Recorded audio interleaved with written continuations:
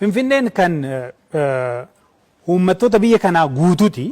Garuu immoo walfalmiin akka jiru hin beekne. አዲስ አበባ የማናት የሚል ጥያቄ በእኛ ደረጃ አንስቶ መወያየት አሳፋሪ ነገር። የአዲስ አበባን ጉዳይ በኦሮሚያና አማራ ብቻ አሳነስናትና ርፍ አይደለ? ጉራጌ ውስጥ ከተማዋን የቢዝነስ ሴንተር ያደረጋት ምን ይሆን? ፓርቲን ብልጽግና ትበና ፊንፊኔን ለፈ ኦሮሞ akka hin taane cimsitee ibsitee turte. Dubbiin tun hedduu biratti falmii kaasuudhaan hedduun mormaniiru. Haa ta'u malee ministeerri muummee Abiyyi Ahmad amma dura Finfinneen handhuura Oromiyaa akka taate akkasumas ammoo tan Oromoo qofa akka hin taane dubbatanii turan. Ministeera muummee Abiyyi Ahmad qofaa miti. Xiinxalaan siyaasaa obbo Jawaar Mohammadis Finfinneen lafa Oromoo akka taate dubbatanii garuu tan Oromoo qofa akka hin taane ibsanii turan. Faallaa kana garuu pirezidaantii mootummaa naannoo Oromiyaa obbo Shimallis Abdiisaa Finfinneen abadan tan Oromoo handhuura Oromiyaatiif lafa Oromoo tan Oromoo qofa akka taate cichanii dubbatanii turan. Ashama akkam jirtu daawwattootaaf hordoftoota Voice of Oromiyaa bakka jirtanitti nagaan keenya isin haa dhaqqabu jenna. Deebinee dhufnee jirra. Dhimma jabaa falmii kaase hedduu biratti ammoo aarii guddaa kaasee isin biraan geenya. Tibbana qondaalli paartii badhaadhinaa tokko dhimma magaalaa Finfinnee dubbannaan keessumaa maanifeestoo isaa wayita miidiyaa irratti dhiyeessu yaanni inni laate ijoo dubbii ta'ee ture. Kanarra dhaabbannee amma dura Abiyyi maal dubbate, Jawaar maal dubbate, Adaaneech akkasumas ammoo Shimallis waan dubbate. Isaanuma jidduutti illee yaanni garaagaraa akka jiru akkasumas ammoo wanti isaan wal fakkeessu akka jiru akka dhageessan isin hubachiisuuf dhufnee jirra. YouTube kanarratti deebinee jirra. YouTube keenya subscribe godhaa. Wayita subscribe gootan ammoo mallattoo bilbilaa achi cinaa subscribe cinaa jirtu sana banaa. Kallattiidhaan viidiyoon teenya akka isin bira dhaqqabdu akka gootan kabajaan isin gaafanna. YouTube kanarratti yeroo banaa qabnu hunda fayyadamne odeeffannoo isin biraan geenya yaada dhuunfaa keenyaa akkuma nama kamii ilaalcha mataa keenyaa itti daballee isin biraan kan geenyu ta'a. Amma immoo yaada Finfinneen tan eenyuuti? Finfinneen dhuguma tan Oromoo qofaa miti yookaan tan Oromooti waan jiru irratti waan qondaaltonni dubbatan irratti yaada keenya daballee isin biraan geenya. Nu faana bu'aa isiniin jenna. Finfinneen kan uummattoota biyya kanaa guutuuti. Finfinneen tan Oromooti miti. Kana kan dubbate qondaala paartii badhaadhinaa Dr. Biraanuu Leenjisooti. Egaa tibbana qondaalli olaanaan paartii bilchiginnaa Dr. Biraanuu Leenjisoo paartii isaa bakka bu'uudhaan TV irratti dhiyaate magaalaan Finfinnee tan Oromoo akka hin taane ifatti dubbatanii turan. Haa ta'u malee dubbiin isaa sun oolee osoo hin bulin guddoo mormii kaafteetti. Egaa filannoon biyyaalessaa amma gaggeeffamuudhaaf ji'a 2 qofaatu hafe.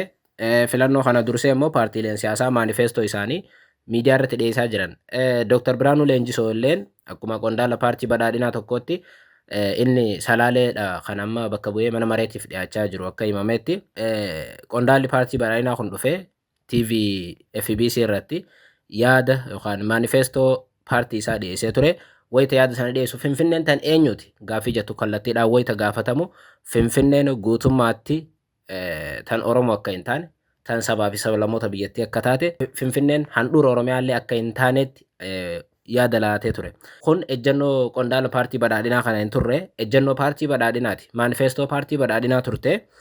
Egaa maanifeestoon isaanii guutummaatti Finfinneen handhuura Oromiyaa akka hin taane kan amantu yoo ta'u isa bira darbee Finfinneen lafa Oromoo akka hin taanetti amanuu jechuudha. Akka maanifeestoo isaanii irra kaayametti kun Finfinneen guutummaatti tan sabaa fi sablammootaati malee tan Oromiyaa tan Oromooti miti. Ilaalcha jedhu qabu jarri. Dr. Biraanuu Leenjisoo dhuunfaa isaatti gaafa deebinu amma dura fakkeenyaaf waggaa 7 dura magaalaan Finfinnee magaalota Itoophiyaa keessaa handhuura Oromiyaa tan jirtu handhuura Itoophiyaa tan taate dachee Oromiyaa akka taatetti amanaa turan.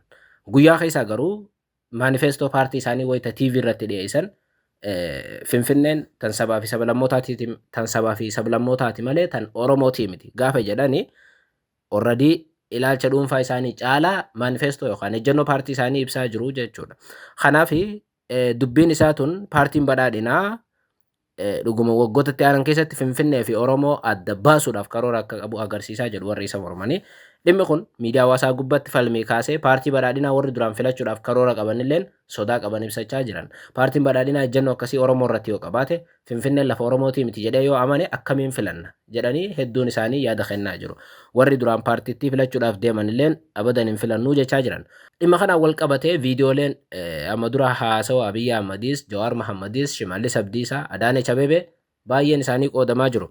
Fakkeenyaaf dhimma kanarratti ejjennoowwan qondaaltota siyaasaa hundi bakki itti wal fakkaatu ni jira, bakki itti wal dhabu ni jira.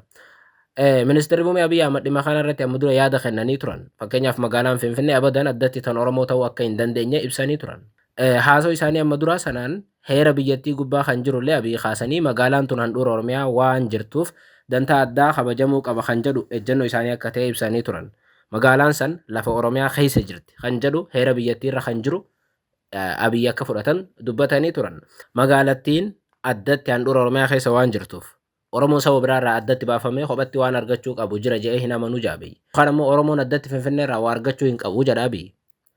Akkuma Guraagee waan Guraageen argattu Oromoon argachuu qaba jee amana. Lafti tun ammoo heera biyyattiitiin handhuura Oromiyaa akka jirtu abiyyi ni amanan ejjennoo isaaniitis. Isaan amma dura akkas isaanii duran. Paartiin isaanii garuu amma guutummaatti maanifeestoo isaarra kan kaayyate handhuura Oromiyaa keessa jiraachuu Finfinnee haalu jira. Fakkeenyaaf qondaalli paartii badhaadhinaa Finfinneen tan eenyuti? Isa juu kallattiin tan Oromooti.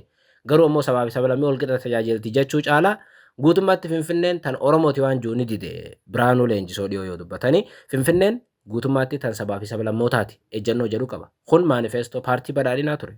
Ministeerri Muummee Abiyyi Ahmad garuu amma dura yaada kennee turen paartiin isaa amma akkana jettus amma dura handhuura Oromiyaa akka taate Finfinnee ni amanan. haa ta'u malee Oromoon addatti ችራ ሁማ አርገቹን ቀቡ ጃቤ የፌደራል ስርዓት ሲቋቋም አዲስ አበባ በኦሮሚያ ክልል እምብርት ውስጥ ስለምትገኝ በኦሮሚያው ጫፍ አዲስ አበባ የኦሮሚያ አካል መሆን አለባት የሚል ጠንካራ ጥያቄ አለ። በሌላ መንገድ በነበረው ውይይት አዲስ አበባ የፌደራል መቀመጫ መሆን አለባት፣ በቻርተር የምትተዳደር ከተማ መሆን አለባት። ነገር ግን ከአጎራባች በአጠራት ክልል ውስጥ ባላት ዘርፈ ብዙ ግንኙነት የተነሳ ልዩ ጥቅም ማክበር አለባት የሚል ህገ መንግስቱ አስቀምጧል። አዲስ አበባ እና ኦሮሚያ ሲባል በአዲስ አበባ ውስጥ የኦሮሞ ልዩ መብት ማለት አድርጎ የሚያስቡ ሰዎች አሉ። አንድ ኦሮሞ አዲስ አበባ ሲኖር አንድ ጉራጌ አዲስ አበባ ከሚኖረው የተሻለ መብት ያለው አድርጎ የሚያስቡ ሰዎች አሉ። ይሄ ስህተት ነው። ወለማገለቲ አብይ ሃንዱር ኦሮሚያ ከጅርቱ ፍንፍኔ ነመድሩ ዱበተኒ ቱረን አመገሩ ስላ ዱበተኒ ባየ ጋሪዳ አመገሩ ኢሳኒ ጀኖ ኢሳኒ ፈንጎኒ ገሩ ፓርቲን ኒ ገገይሱ አበደን ለፈ ኦሮሚያ ቲዋንጆ ሂንፉዳቱ ጀቹ ዲማ ከነረት ጀዋርለ ነመድሩ ያድላቴ ቱረ ጀዋር ገመ ኢሳኒቲን ወጋ ቶርባ ዱራ ናኖ አማራ የሮ ወይ ደመኒ ቱራኒ ጀዋር ደርገጎታ አማራ ወሊ ወይ ተመሪ ገገይሰን ዲማ ከነረት ኢብሳ ከነኒን መጋላን ፍንፍኔ ታን ኢትዮጵያኖ ተሁንዳ ከታቴ ዱበተኒ ቱረን ጀዋርለን አኩማ አብይ መጋላን ቱን ተሰባፊ ሰብለሞታቲ ጀረን ሀተው መለ ለፈ ኦሮሞ ተኡ ሁንዲ አመኑ ቀባ እጀኖ ጀዱ ቀባ ጀዋርለን የአዲስ አበባን ጉዳይ በኦሮሚያና አማራ ብቻ አሳነስናትና ርፍ አይደለ ጉራጌ ውስጥ ከተማዋን የቢዝነስ ሴንተር ያደረጋት ምን ይሆን ምን ይዋጣው? ሶማሌ ተራስ ምን ይሆን? ጎበዝ ከተማዋ የብሔር ብሔረሰቦች ቅይጥ ሚስት ሆነች። የብሔር ብሔረሰቦች ከተማ ነች። አማራ ብዙ ነው፣ መሬቱ የኦሮሚያ ነው። ሌላውን ብሔር አንድ ነገር ልማጸናችሁ መጋላም ፍንፍኔ ተን ሰባፊ ሰብለሞታቲ ገሩ ለፈ ኦሮሚያቲ ሃንዱር ኦሮሚያቲ ጀዳኒ ደርገጎት አማራቲ ዱበተኒ ቱረን ጀዋር እጀኖ ሶን አራኒ ቀባ እየኒ ቀባ መጋላም ፍንፍኔ ተን ሰባፊ ሰብለሞታ ተው አሞ ነሙ ሂናሉ በከቹን አኩመ ሰብኒ ኦሮሞ ተኮ ዴሜ አርባ ምንጭ ዴሜ ጅራቹ ደንዶት ሰብኒ ብራ ኢትዮጵያ ከይሳ ዱፌ ኸሙ ፍንፍኔ ጅራቹ ደንዳቲ ወጀቹ ደንዳ ጅሬኛ ጋሪ ጅራቹ ደንዳ ጀቹ ተን ሰባፊ ሰብለሞታቲ ጀቹን ማሊፊፉ ሄሪ ብየቲስ መጋላ ፌደራላ ዋን ጎዴፍ ሀቶ መለ መጋላን ፍንፍኔ ለፈ ኦሮሚያ ከይሳ ጅራቹ ሄሪ ብየቲን ያመና ጀዋሪስ ኒ ያመና ኡመኒ ኦሮሞን ያመና ሰባፊ ሰብለሞን ብራሌን ያመናን ተሪ ሰበቶክቻ ለፈተነራ ሞርሚ ቀቡ ዮቴ መለ አማራ ዮቴ መለ ጀዋር መጋላን ቱን tan oromo qofa miti yoo jedhan fakkeenyaaf yeroo amma magaalaa tanarratti yeroo baay'ee hawwal falmu amaaraa fi oromoodha. Jawaar garuu kun ta'uu hin qabu jee amana. Magaalaa tanarratti oromoo fi amaarii qofti wal falmuu hin qabani. Magaalaa tana guraagee faa jira warri bizinesaa magaalattii gadhaaban jee amana Jawaar. Magaalaa tana maqaan Itoophiyaanota hunda wajjin ka'uu qaba. Haa ta'u malee hundi isaanii lafa oromiyaa akka taate amanuun baay'ee gaariidha jaa Jawaar. Waa'ee magaalaa Finfinneetiin wal qabatee magaalaan Finfinnee akkamitti akka guddatte namoonni beeka. Fakkeenyaaf magaalattiin tun Oromoo dhiibdeeta kan guddatte. Dhimma kanarratti kantiibaan amma magaalaa Finfinnee Adaanech Abeebee waggoota dura gaafii gaafatamte Oromiyaan Finfinnee weeraraa jirti jee gaazexeessaan Amaaraa tokko gaafate. Gaazexeessaan sun har'a hidha jira natti fakkaata. Gaazexeessaan suni Finfinneen dhiibamaa jirti yookaan ammoo Oromiyaadhaan weeraramaa jirti jee ture. Kantiibaan tuni Adaanech kofaltee Finfinneen Oromiyaadhaan dhiibamte osoo hin taane Finfinnee Oromiyaa dhiibdee jettee deebii gaa tokko kenniteef jechi sun baay'ee jabaa ture. akka isin jettetti Finfinneen waggaa 30 duraatii fi Finfinneen waggaa 30 booda baay'ee wal dhabdi. Yookaan ammoo Finfinneen erga waggaa 30 dura lafa kaaree muraasa turte, lafa xiqqoo wayii turte Finfinneen tun. Haa ta'u malee dhiibdee qonnaan bulaa Oromoo Oromiyaa tana dhiibdee babal'atte garmalee. Achiin ammoo lafa federaalaa jedhamte. Kantiibittiin Finfinneen fi Oromiyaa dhiibdee yoo ta'e malee Oromiyaan Finfinnee weerartee hin jirtu jettee dhugaadhammas. Magaalaan Finfinnee erga hundooyitee kaatee keessumaa waggoottan 30 dabre baay'ee Oromoo buqqaasaa turte, dhiibaa turte.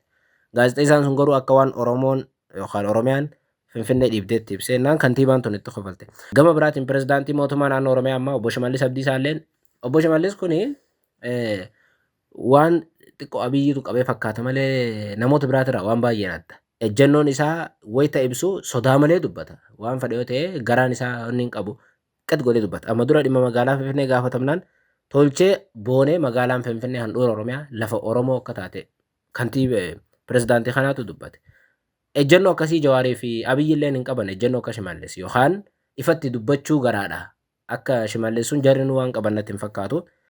Finfinnee ni qe'ee keenya handhuura keenya teessoo mootummaa naannoo Oromiyaati. Pirezidaantiin kun namoota biraatirraa wanti adda godhu waan garaa isaa hin dho'isu gaa godheetuma dubbata. Akka jaraatti fakkeenyaaf tan sabaa fi sablammootaati jenne. Innis walqixxumaan sabni biraa jiraachuu ni amana. Garuu Finfinneen lafa Oromiyaa tan Oromiyaa akka taate hubachuun gaariidha jedhanii turan. Hacaaluu Hundeessaa illee waggoota dura dhimma kanarratti osoo hin ajjeefamin dura magaalaa Finfinnee magaalaa Bahardaarii wal bira qabanii ibsuun baay'ee gaariidha jedhanii turan.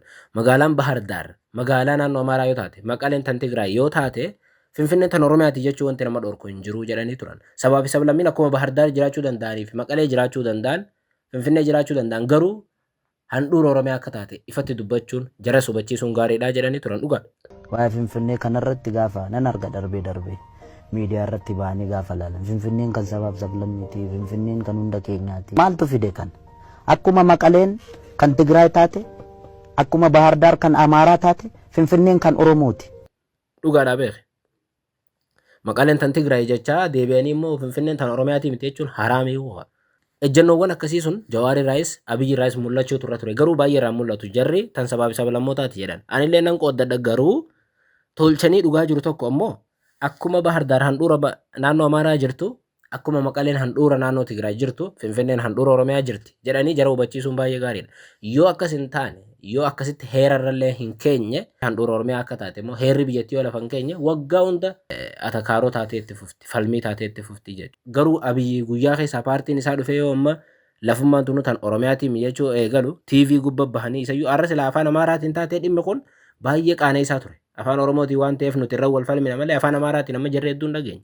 Finfinneen tan sabaa fi sablammootaati ejjennoo jedhu jarri amma dura dhageenya malee amma ganaa tolteef sila ragaa argatan kana Oromoo dubbatee mii jedhan jarris. Kanaaf tan sabaa fi sablammootaa akkuma magaalota biraa waliin qabnu yoo jenne malee lafa Oromoof Oromiyaa ta'uu amanuutu irra jiraata sabaa fi sablammiin sunuu akkas. Ejjennoo magaalaa Finfinnee irratti warri siyaasaa qabatan kana isin ejjennoon teessan maali? Waa'ee Finfinnee kanarratti gaafa nan arga darbee miidiyaa irratti ba'anii gaafa laalan Finfinneen kan sabaaf sablammiiti Finfinneen kan hunda keenyaati. Maaltu fide kan akkuma Maqaleen kan Tigraay taate akkuma Bahardaar kan Amaaraa taate Finfinneen kan Oromooti.